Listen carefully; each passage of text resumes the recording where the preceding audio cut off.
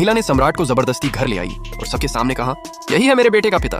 वह सोच रही थी कि अब परिवार उनका सम्मान करेगा, पर हुआ उल्टा। उसका पिता और बुआ उस आदमी का मजाक उड़ाने लगे। वे बोले, ऐसे फटे हाल आदमी को घर लाकर तूने हमें और बेइज्जत कर दिया।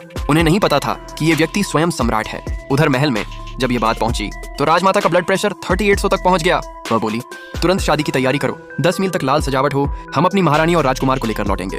घर पर महिला के पिता ने अपनी बेटी और पोते को फिर से जमीन पर बैठाकर खाना दिया, जबकि खुद ऊंचे आसन पर बैठ गया। ये देखकर सम्राट का खून खौल गया। उसने पूछा, तुम अपने ही परिवार के साथ ऐसा व्यवहार क्यों करते हो? लेकिन किसी ने उसे गंभीरता से नहीं लिया।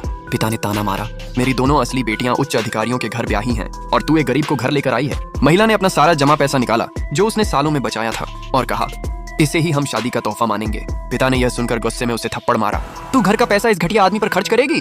वो नौकरों को बुलाकर उसे और सम्राट को मारने का आदेश देता है, पर सम्राट ने एक लात में सबको गिरा दिया। फिर कहा, अगर तुम अपनी बेटी को पहचान नहीं सकते तो मैं भी अब तुम्हें ससुर नहीं मानूंगा।